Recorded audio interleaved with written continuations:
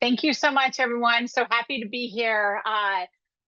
Nellie asked if I could talk a little bit about some of the work that we do here within Extension for disaster preparedness response recovery as well. So I'll give you a little bit of background about who I am, and then we'll talk a little bit about some of the work Extension does in response to disasters, and then we'll get into the fun stuff of what to do during a storm. So my name is Angie Lindsey. I'm actually an associate professor in the Department of Family, Youth, and Community Sciences in the College of Ag. And I have a 65% extension appointment and work primarily with disasters, and that includes preparedness, mitigation, response, and recovery.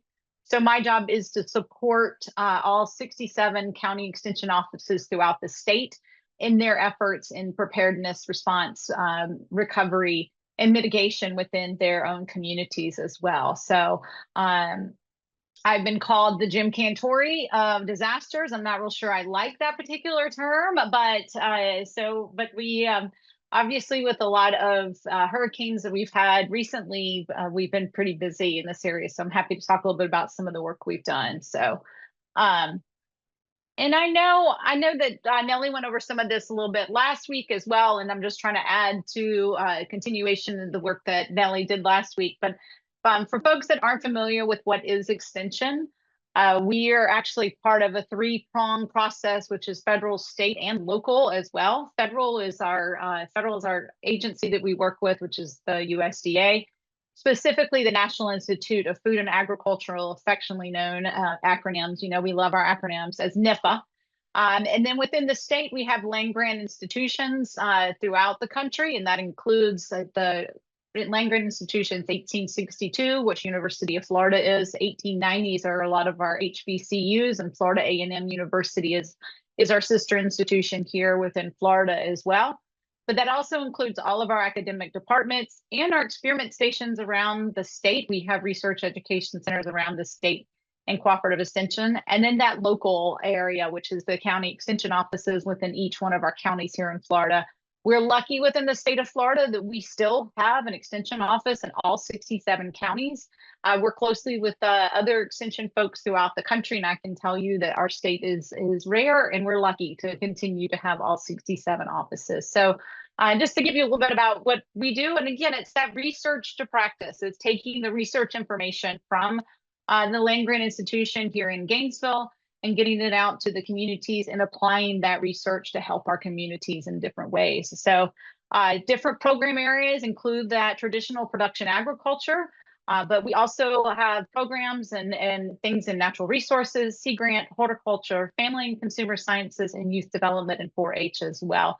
So obviously working in disasters is obviously something that's very, covers all the program areas. And then it's definitely something that we do to support the communities that we work with in each one of the counties as well. So my work is centered around what's called EDEN, which is the Extension Disaster Education Network. This is a nationwide network of extension professionals throughout the country at those different land-grant institutions, including institutions like ourselves, University of Florida, University of Georgia, Clemson University, each land-grant institution within the state as well. Then also our sister institutions in what's called the 1890s. A lot of them are the historically Black colleges and universities.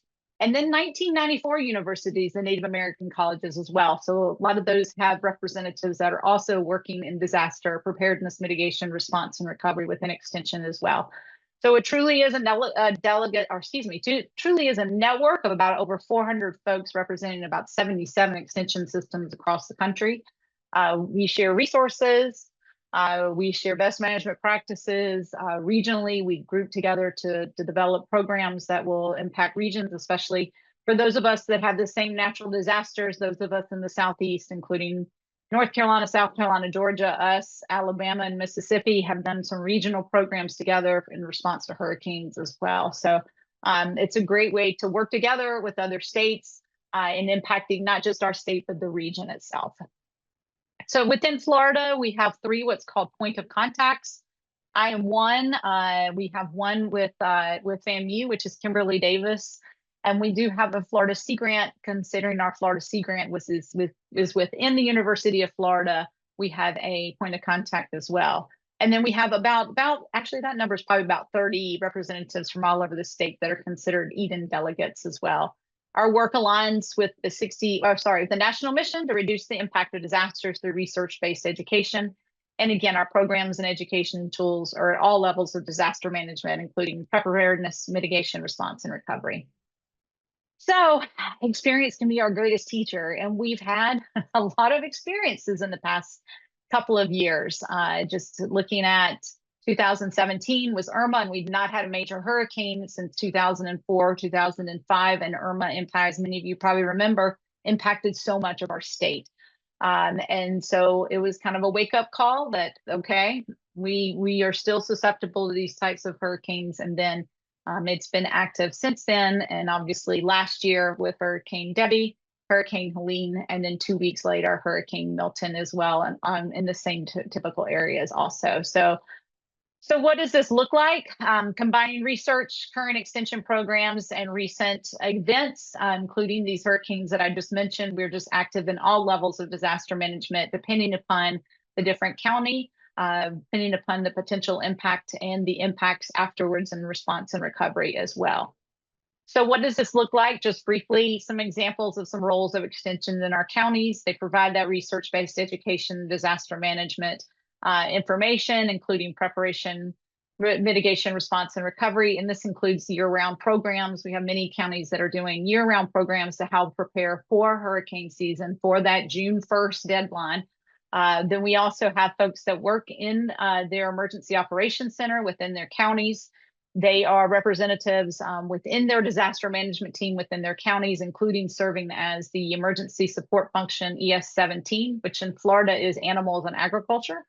But we also have folks that are working in shelters, that are working as public information officers, first responders, working in shelters, working in damage assessments to determine the impact on ag communities, as well as our seafood industry as well, and many more. This doesn't encapsulate everything that our folks are doing in all 67 counties in preparation, response, mitigation, recovery as well. So with that quick overview, I appreciate y'all giving the time for me to just kind of give an overview of some of the work that Extension does in the disaster management realm.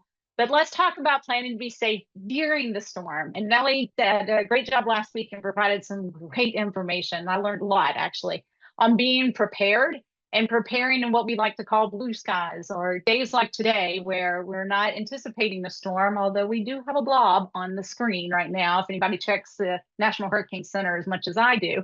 But it's making sure that we're prepared, but then thinking about what do we do to be safe during the storm. And I like to say, how do you prepare to hunker down? Because that is what you do. And hopefully by the time the storm is in your area, or that you are somewhere safe and you've got your to-go bag and you're ready to go. But what are some of the things that you can do to stay safe during those storms? I'm going to try to watch the chat as well. So yeah, Stephanie, I think we all remember Irma. It impacted a lot of the state, I know. It got my house. Yes, it got a lot of people. And okay, so let's talk a little bit about some of the things during the storm. There's actually a good bit of information out there now regarding being safe during the storm. FEMA has one. I just took kind of a screenshot of one thing about survive during and evacuate immediately if ordered to do so. If you're not evacuating, take shelter indoors. I know this is pretty small, but I did include a link to it as well. If you do not evacuate, take shelter indoors.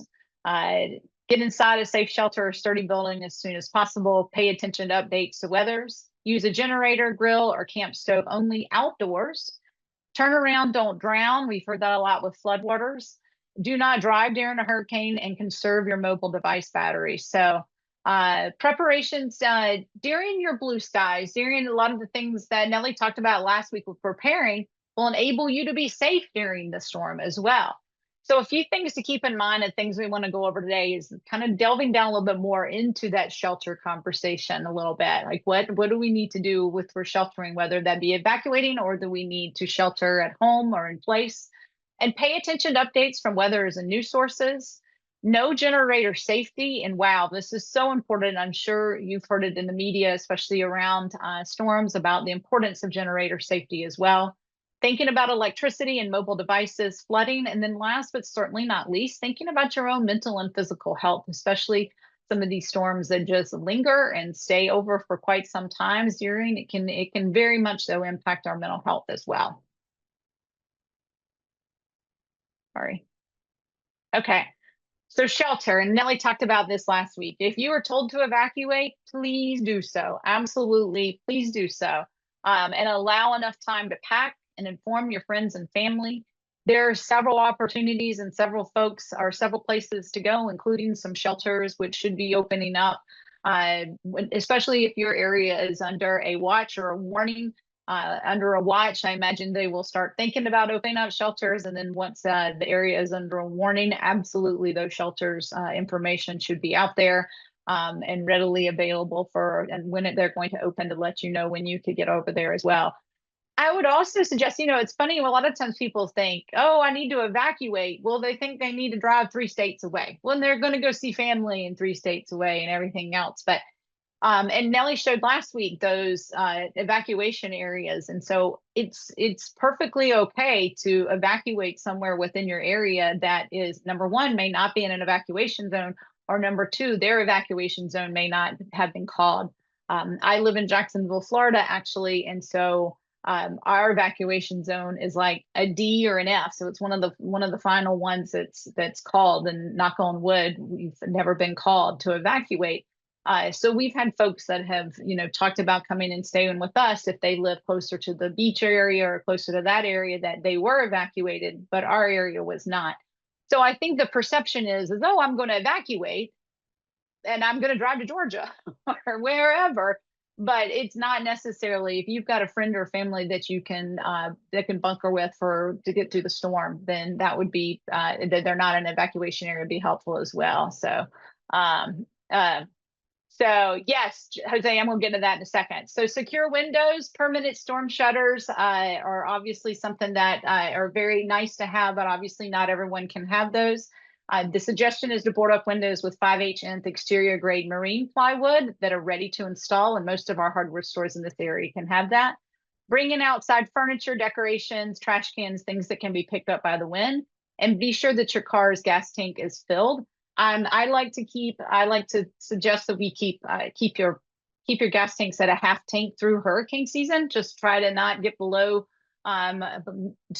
too bad below a quarter of a tank or something. Like I try to keep ours at a half tank throughout hurricane season. So yes, different people have different ways of preparing their homes, Jose. And so this guy here in Tampa strapped down his entire house and had a Florida hurricane. This was for Florida Debbie last year. So so this is one of my favorite favorite pictures of, you never know what people come to think of thinking that they need to secure their homes. So interesting things that folks that come up with, but didn't board up the windows. I know somebody did comment on this particular picture. They said that what would have made this picture better if they just taped up their windows. So anyway, just a fun picture I thought I would share with y'all.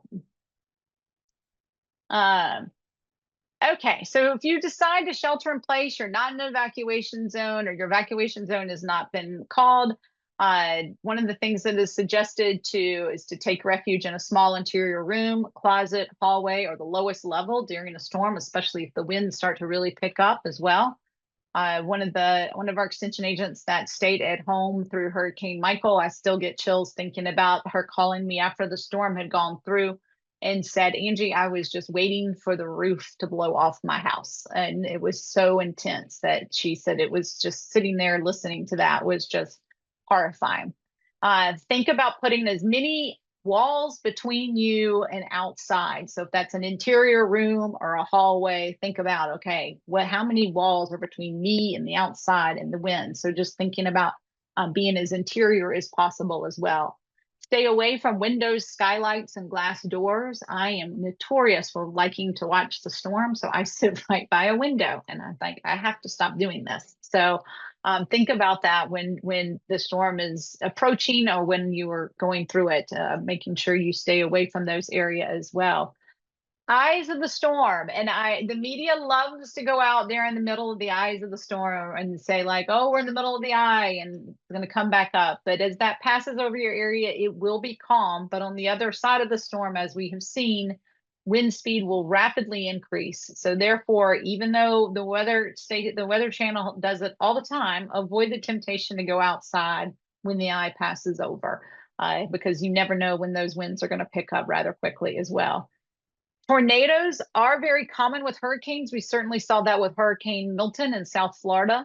If a warning is issued for a tornado, go to the innermost hallway or the lowest floor of your home and or office and use a bathroom or a closet for shelter as well. Again, those innermost things out the windows and without the skylights as well. So just thinking about, not only do you have the flooding and the wind, but then we do have some spurred tornadoes that did significant damage after Hurricane Milton. So all right. So news and updates, and we're inundated with news, especially during a storm of what's going on. A lot of times we lose electricity, so therefore we're using handheld radios or ham radios if you do those types of radios as well. So I just wanted to provide some information of some of those news sources that may be helpful as well. If you still have electricity, listening to the radio, excuse me, TV or NOAA weather all hazards for bulletins of storms progress. Um, the Florida Public Emergency Network, FPREN. Sorry, I'm not saying that right. The FPRN is at the University of Florida. They are WUFT, PBS, NPR. If you look over there to your left, the map of the state, you can see where the different the Florida Public Radio, that's what it is. Sorry, Florida Public Radio Emergency Network, FPREN. And so you'll see they have stations all over the state. They are based out of the College of Journalism at the University of Florida. And they are the WF2 station, PBS, NPR, and they stay on the entire time of the storm. So that would definitely be one that you would look for on there as well. Station information for the NOAA Weather Network. The Gainesville one is WXJ60. And then I also included some information from safegainesville.org that they had information on there regarding local stations you could access also. Yeah. Okay. So good news sources to have. And again, the Florida Public Radio Emergency Network is on all the time. Okay.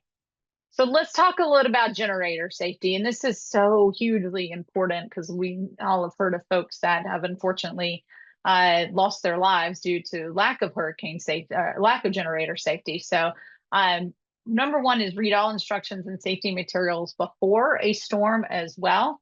Some of the big things are do not connect generators directly to housing wiring. Never run a generator indoors, in your garage, or near an open window due to the carbon dioxide. Operate outside and away from a home and typically on a flat surface if possible.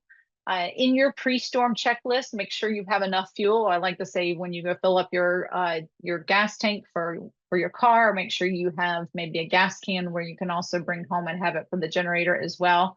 Try to keep the generator dry and on firm ground. I know that's very hard when we're getting pounded with lots and lots of rain as well. It's also important to make sure the extension cords that you're using with this particular generator are number one, rated for the load and are okay using with a generator, that they're three-pronged and that they have no damage on them. Look to see if they're frayed or if they're kinked in the middle or something. Just make sure you have a nice extension cord that is able to be used with that particular generator as well. Careful to not overload, and therefore it's important to read the instructions of the type of generator that you have and what the load could possibly be.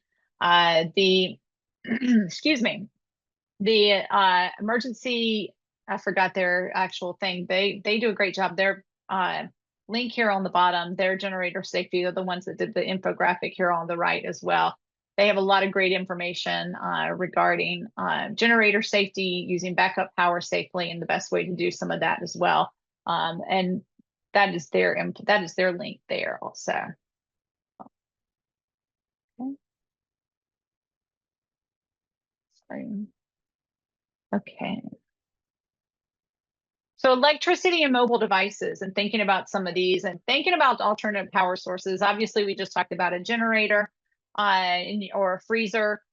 Charging devices is good to use in generator. Fans, I know if y'all are like us, it gets very hot very quickly after a hurricane or during a hurricane. Fans, medical equipment, if you have a medical emergency or you have medical equipment that you need to use or with a family member, and then lights as well.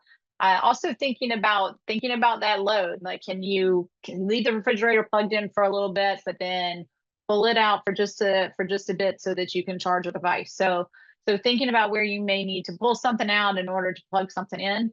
And then also keep making sure that you have that thermometer within your fridge to make sure it stays at that temperature. If you keep it closed, it should stay at that temperature as long as you're plugging it in intermittently as well.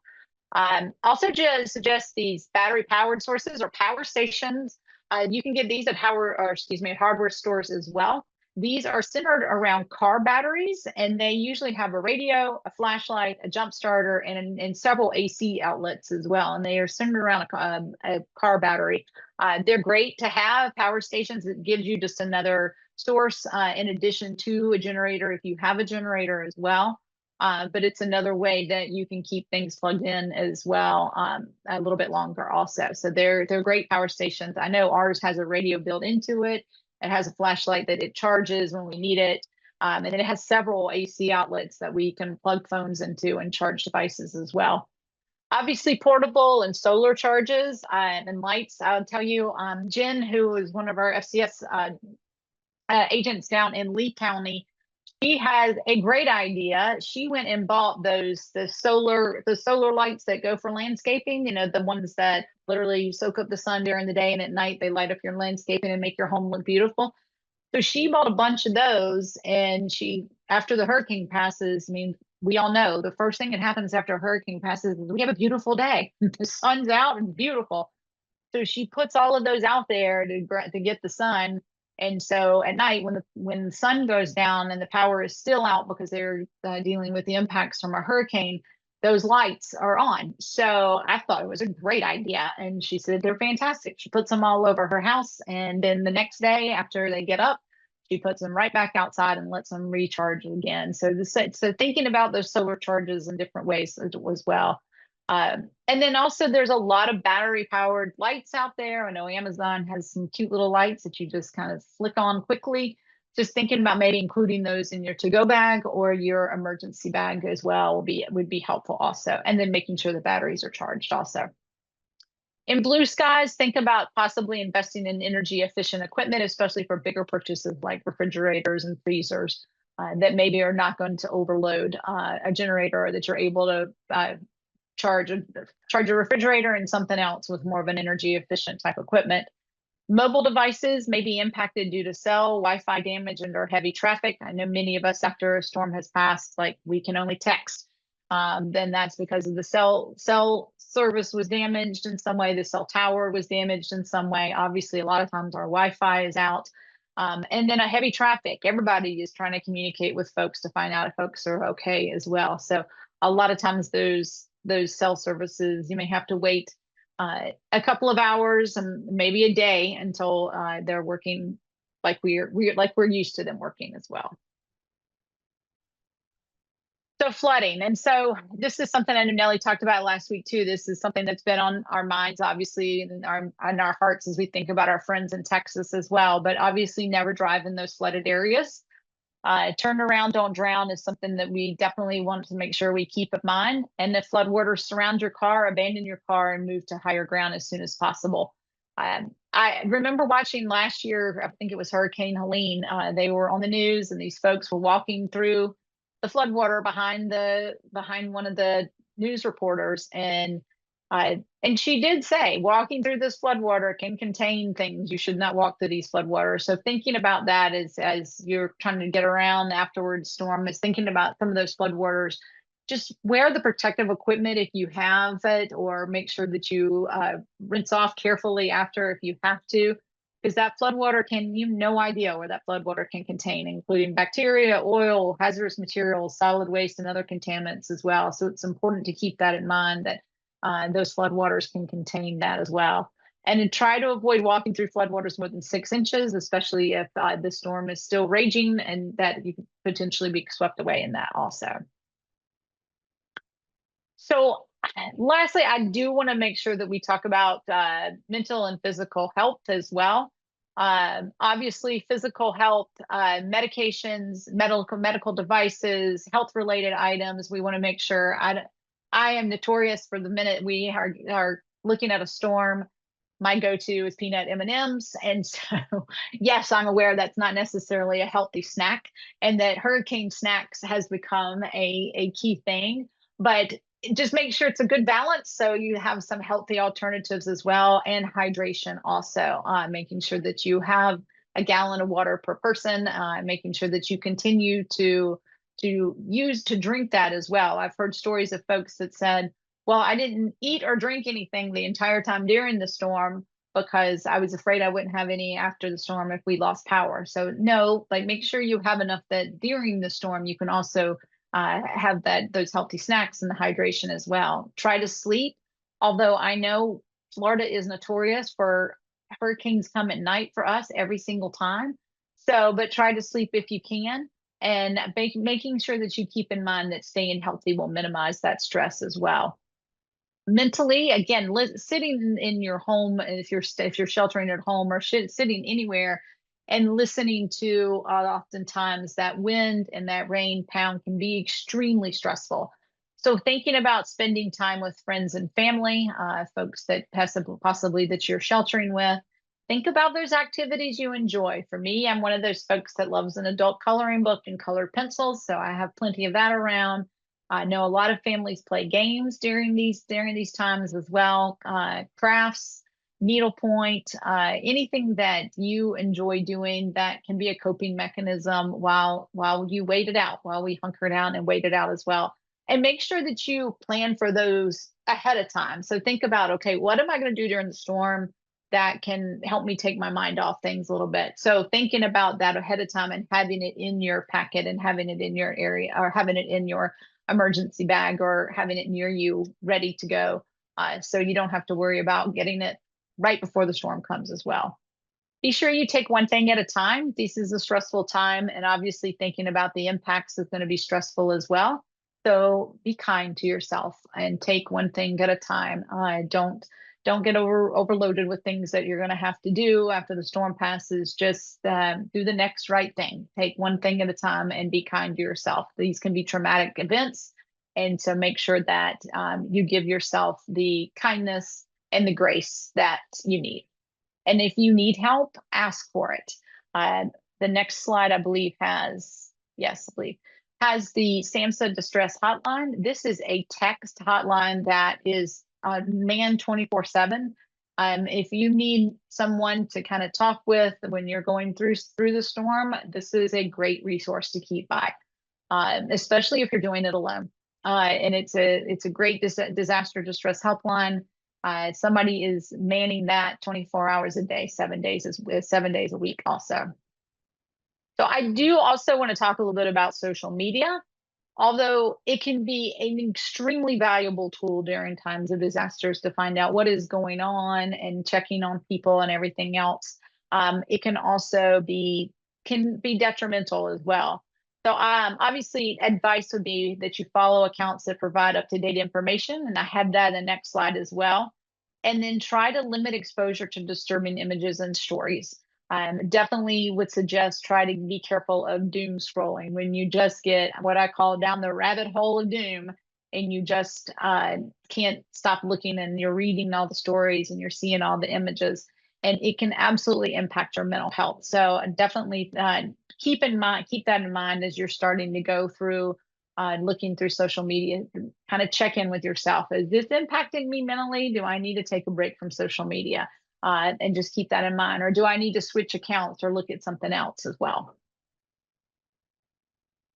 So I did add some helpful social media sites here. This little insert here is from our Florida Homeowner Handbook, which I have a link to that as well.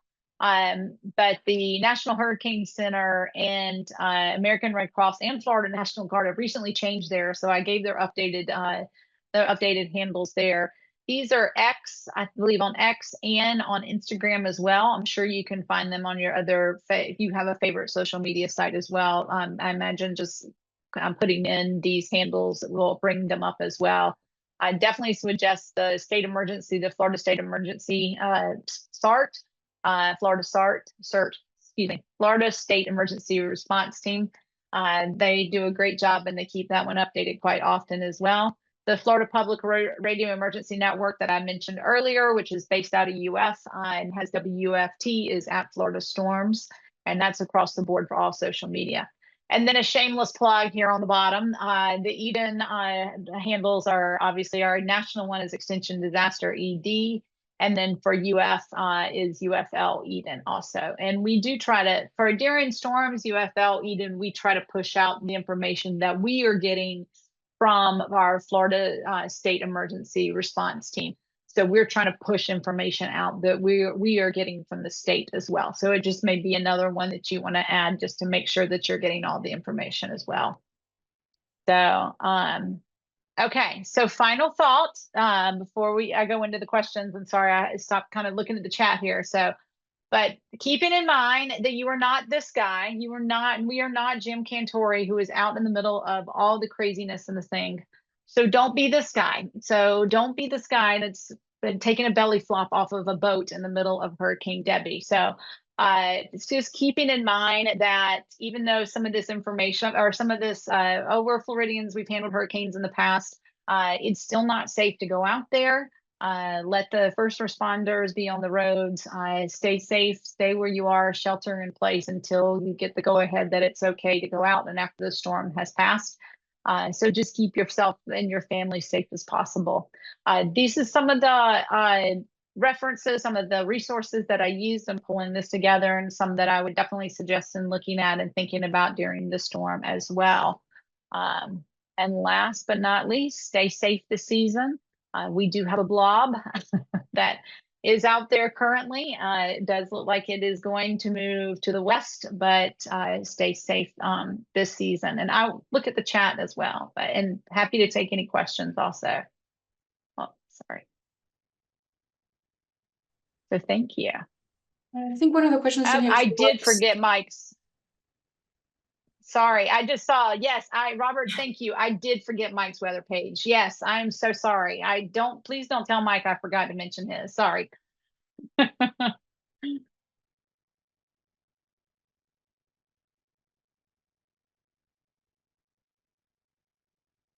Yes. Caitlin, good point. Suggestions for mental and physical health for those who are working EOCs and shelter. Yes, that's a good point. I definitely would say try to have, number one, I would I know this sounds silly, but I would try to take your lunch. I would try to take some the snacks and some of the hydration that I mentioned earlier and try to take that with you as well. But then I would also take some of those coping mechanisms that I mentioned also. So if you do, or if you're somebody that does cross stitching or things like that, or if you do needlepoint or if you do coloring like I do, take those with you. And when you do have breaks and are able to take those, do so. I would also suggest that the disaster management folks of the EOC should understand that everybody needs a mental break, and so take those.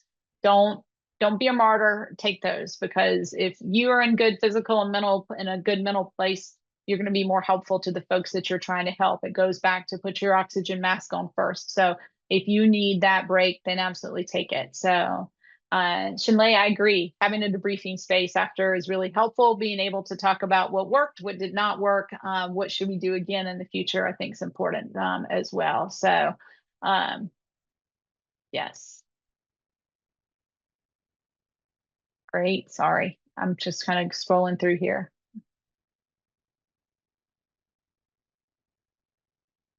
Okay. Sorry. Thank you for the side play. Okay, perfect. Thank you, Patricia. Yeah, absolutely. I'm happy to share these slides. And thank you for the other resources also. Awesome. Yeah, I'm happy to answer any questions at all.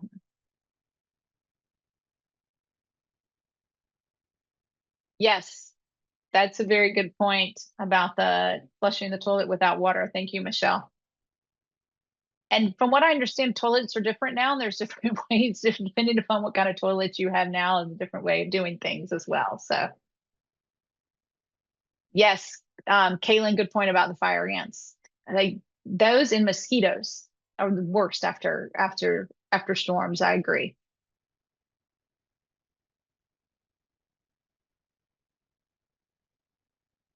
Tim, are you asking about the toilet? Yes. Okay. So it used to be that you filled your bathtub up with water, and so then you flushed the toilet using that water from there. You poured it in and flushed it at the same time, basically. But they do not recommend water in bathtubs anymore because of the drowning risk. So therefore, they just suggest that you have a gallon of water beside your toilet and you pour it in and flush at the same time. But I know different newer toilets that are like low flow, they don't necessarily have to have that. So you might want to check with your manufacturer of your toilet. You're welcome. Constance, good point about template for a storm plan. There's a lot of templates for a storm plan. Ready.gov probably has the best ones out there. And I can put it in there. But yeah, ready.gov has a lot of great templates, Constance. So check that out. But then some of our local news stations and things like that have templates out there also. So make sure you check out maybe your local community as well. But I know ready.gov has some great templates and some great ways to get started with a storm plan. Thank you, Nellie. Nellie found it.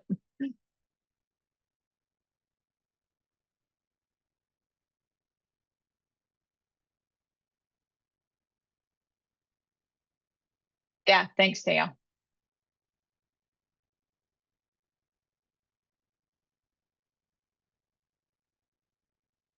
These are good questions. Thanks, Shaw.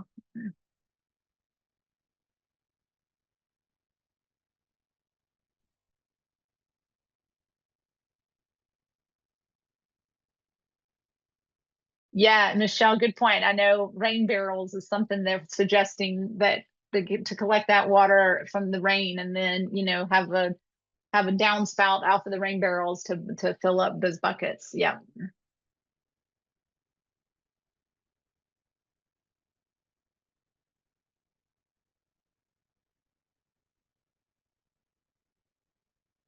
Great points.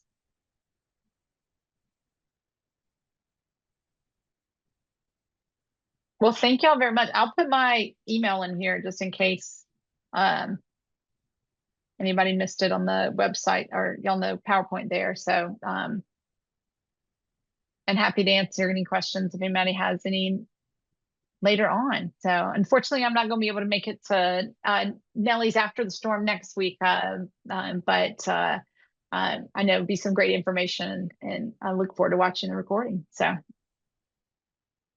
All right, well, thank you, Dr. Lindsey, for the information.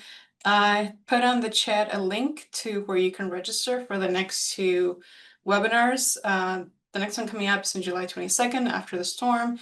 And we also have one with the UF Department of Emergency Management when they'll talk about hurricane preparedness from the UF point of view, what UF does and how UF communicates with its employees, and how you can prepare as a UF employees and the resources that we have. So highly encourage you to register for the last two webinars that we have coming up. So thank you again, Dr. Lindsey. Is there anything you want to add before we sign off? No, everybody stay safe. Keep your eyes on the tropics. We're getting into August and September, as we know, our prime time. So everybody stay safe. Attending these is so awesome. The more times, I know a lot of the stuff you hear feels like, oh, I already know that. But the more you hear it, the more it becomes, especially for those of us that don't write down plans, it becomes more second nature. And I think it's good for us to all have this information, especially for those in Florida. So thank you so much. Okay, thank you, Dr. Nalia, and thank you everyone for joining us. Enjoy the rest of your day. Bye, y'all. Thank you.